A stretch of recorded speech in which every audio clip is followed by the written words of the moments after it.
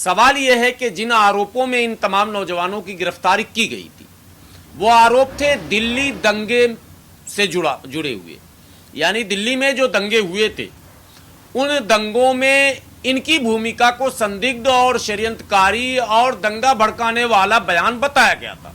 इन तमाम लोगों को यह कहा गया था कि व्हाट्सएप ग्रुप से चैटिंग इनकी थी, इनका एक गैंग था, सक्रिय था, अलग अलग स्रोतों से पैसे आ रहे थे, ये दंगा भड़काने का षड्यंत्र रच रहे थे, इत्यादि इत्यादि। लेकिन मुझे लगता है कि पुलिस ने तमाम तर इन्वेस्टिगेशन के बाद भी कोई ऐसा साक्ष्य, कोई ऐसा एविडेंस जिस पर अदालत की पूरी मोहर लग जाए कि हाँ इन्होंने ये जुर्म किया, ऐसा पुलिस ने अब तक कोई साक्ष्य प्रस्तुत नहीं किया। ये तो अपनी जगह पर। यह अलग बात है कि चूंकि यूएपीए लगा हुआ था तो सुनवाई में कठिनाइयां तो आनी ही थी। वो उन कठिनाइयों का सामना उनके घर वालों को, परिवार को, वकील को, सबको करना पड़ा, लेकिन अंतोगत्वा इनको बेल मिला। लेकिन वो सवाल दिल्ली दंगे का अपनी जगह आज भी बरकरार है। दिल्ली दंगे का सवाल यह है कि आखिर ये दंगा भड़का कैसे। प्रोटेस्ट तो महीनों से हो रहे थे, शाहीन बाग, चांद बाग और खुरेजी, इस तरह के दिल्ली के कई जगहों पर लगातार महीनों से धरने चल रहे थे। तो कहीं से कोई अप्रिय घटना की कोई संभावना ही नहीं थी। एक संभावना होती है। उस धरने में जो लोग भी संबोधन कर रहे थे या नारे लगा रहे थे वो किसी धर्म, समुदाय, जाति के खिलाफ नहीं था, वो सरकार की इन पॉलिसियों के खिलाफ था जो पॉलिसी सरकार ने बनाई थी सीए और एनआरसी को लेकर। एग्री और डिसएग्री की बात है।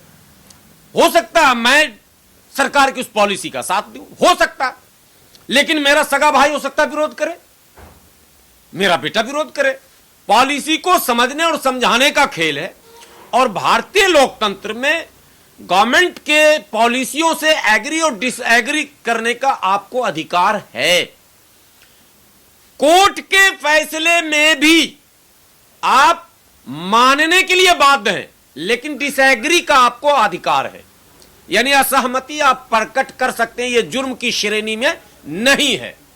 क्लियरली इसको समझना है। बहुत महत्वपूर्ण बात यह मैं कह रहा हूं। तो जब वो धरना चल रहा था सीएनआरसी का और तमाम सड़कें ब्लॉक कर दी गई थी शाहीन बाग की, और उसके बाद वो तमाम वीडियो जो भाषण हो रहे थे, लोग जो जाकर बोल रहे थे, मैं भी उसमें कई बार बोला हूं, मुझे लगता है जीएम न्यूज नेटवर्क में भी मैंने कई बयान दिए थे, कई वायरल बयान भी थे।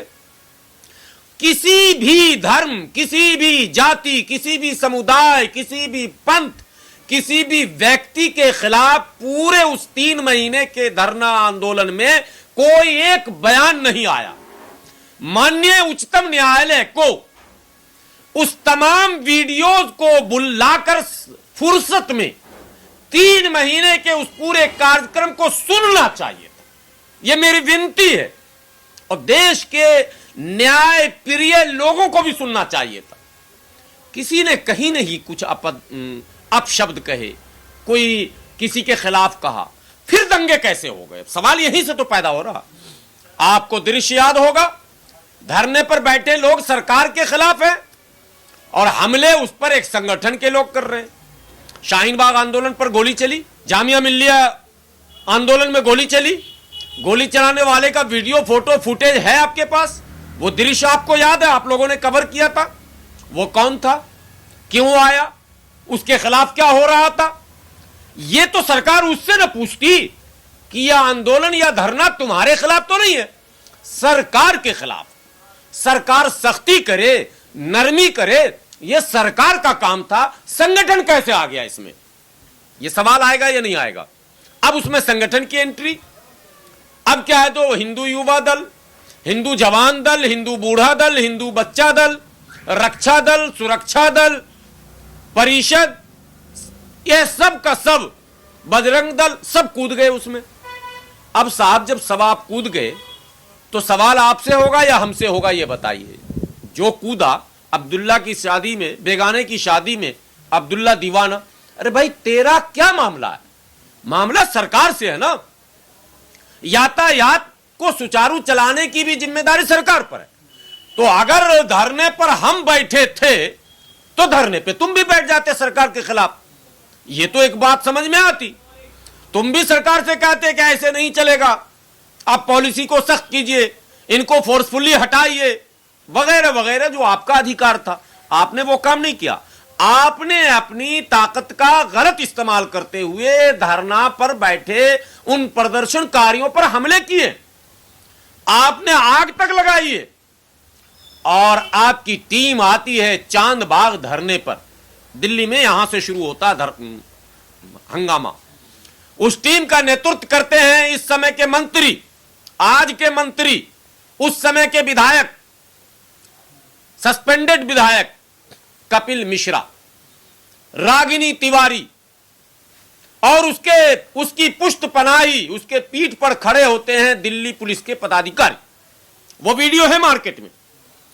और वो पदाधिकारियों को थ्रेट करते हैं, धमकाते हैं कपिल मिश्रा जी कि अगर इन प्रदर्शनकारियों को तुम नहीं उठा सकते तो फिर हम उठा देंगे। अभी ट्रंप आया हुआ, जरा ट्रंप को यहां से जाने दो।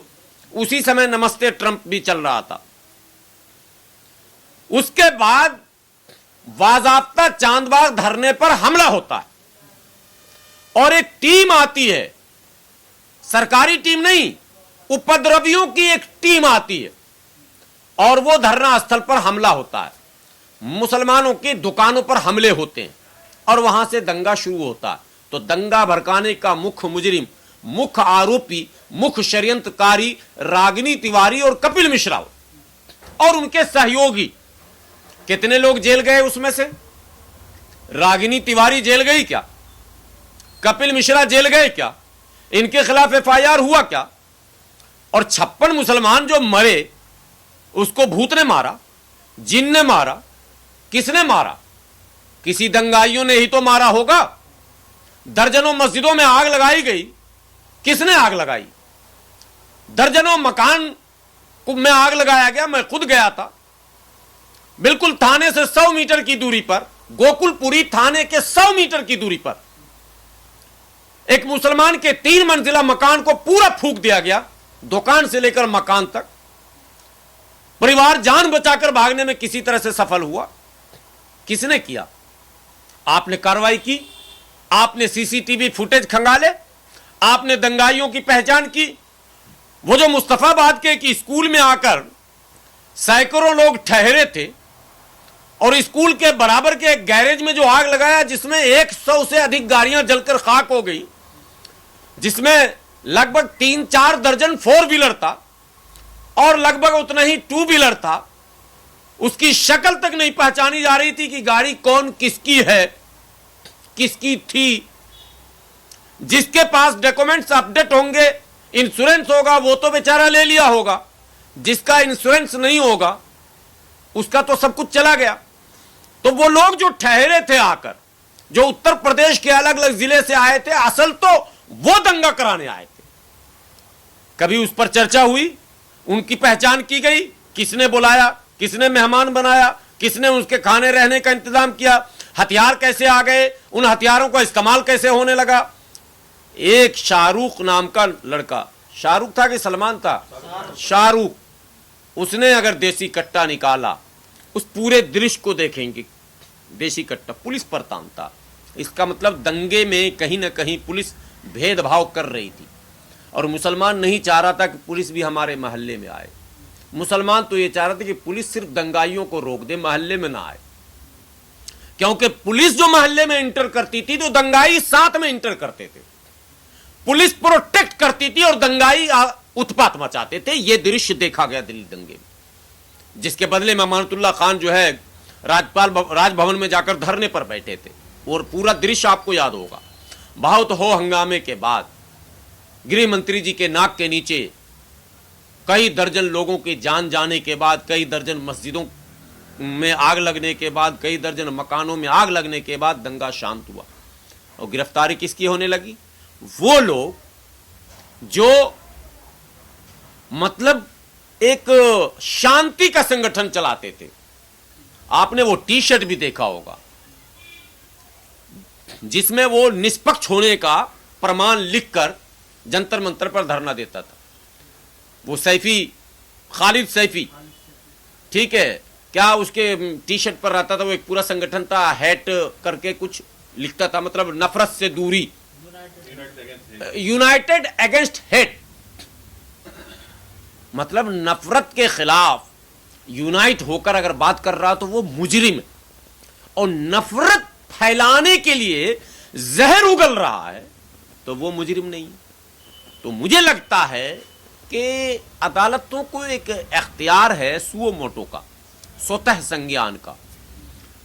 यह अफसोस है कि अगर कोई मुस्लिम activist, social activist, political activist अगर कोई मिसबिहेवियर, मिसकंडक्ट करता है और सामाजिक दृष्टिकोण से या सौहार्द को बिगाड़ने या किसी धर्म समुदाय के खिलाफ वो अगर कुछ बोल जाता है गलती से, मिस्टंग जिसको कहते हैं, जुबान फिसल भी अगर उसकी गई तो अदालतें स्वतः संज्ञान भी ले रही।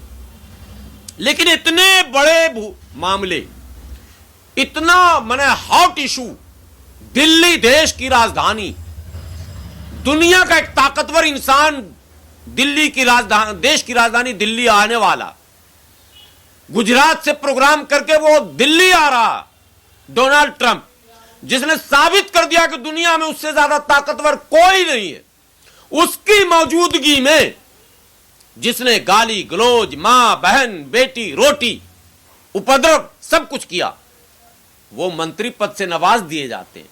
और अफसोस तब डबल होता है कि वही व्यक्ति, अभी एक हास्य वीडियो मैं देख रहा था, हास्य वीडियो, उसको अंग्रेजी में आप लोग क्या कहते हैं, फ्रैंक वीडियो जो बनाते हैं, वो वीडियो, उसमें आता है एक पत्रकार पूछता है, आप बताए अल्लाह बड़े हैं भगवान, तो वो बोलता है यार ये मैटर करता मैं किस पार्टी में हूं, अभी मैं जिस पार्टी में वहां तो भगवान बड़े हैं, लेकिन हो सकता कल मैं अगर दूसरी पार्टी में चला जाऊंगा तो अल्लाह बड़े हो जाएंगे।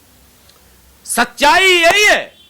कपिल मिश्रा जब आम आदमी पार्टी में थे तो विधानसभा के अंदर ऑन रिकॉर्ड वो वीडियो आज भी मरा नहीं है, जहां प्रधानमंत्री और गृह मंत्री पर अभद्र टिप्पणी की है उन्होंने, अभद्र, अमर्यादित, जो किसी भी कीमत पर देश के प्रधानमंत्री और गृह मंत्री के लिए यह शोभनीय नहीं है कि कोई दूसरा मंत्री दूसरे दल का इस तरह की टिप्पणियां ऑन रिकॉर्ड सदन के अंदर करे, जो वीडियो भी आप डिलीट नहीं कर सकते। वो कपिल मिश्रा ने किया। वहां से लड़की उठाते हैं गृह मंत्री, वहां से प्रधानमंत्री को पहुंचाते हैं, मैं नहीं कह रहा हूं, वीडियो में है, और ऐसा और वैसा और जैसा और तैसा उसने कुछ छोड़ा नहीं। और दल बदला और दिल बदले। क्या भारतीय जनता पार्टी नफरत की खेती करती है? क्या भारतीय जनता पार्टी का वजूद मुस्लिम दुश्मनी पर टिका हुआ है? क्या भारतीय जनता पार्टी ने कसम खा लिया कि जो मुसलमानों को 10, 20, 50 गाली रोज देगा उसको हम मंत्री बना देंगे? ये क्या तमाशा हो रहा? अदालतों को इसका भी संज्ञान लेना पड़ेगा। हम लोग मजबूर हैं, नहीं जा सकते हैं, कहां जाएंगे? अदालत में जाएंगे, आपको पता है किसी चीज के रिव्यू के लिए चले जाइए, हम तो गए हुए हैं आर्टिकल 341 को लेकर 2004 से 11 में रिव्यू पिटीशन डाला, कुछ नहीं, ढाक के 3 पात, कोई सुनवाई नहीं। इसलिए मैं अदालतों से विनती करता हूं कि लोकतंत्र को परिपक्व और मजबूत रखने की जिम्मेदारी आप पर भी एक स्तंभ है। आप, हालांकि क्या है नहीं है लीगली तो मुझे नहीं पता, लेकिन कहा जाता है लोकतंत्र के 4 स्तंभ हैं। उन 4 स्तंभों में एक मजबूत स्तंभ न्यायपालिका भी है, और न्यायपालिका पर भरोसा बहाल रहे, न्यायपालिका से आदमी उम्मीद लगाए रखे, इसके लिए जरूरी है कि न्यायपालिका को इस तरह के मुकदमे में संवेदनशीलता प्रकट करनी चाहिए।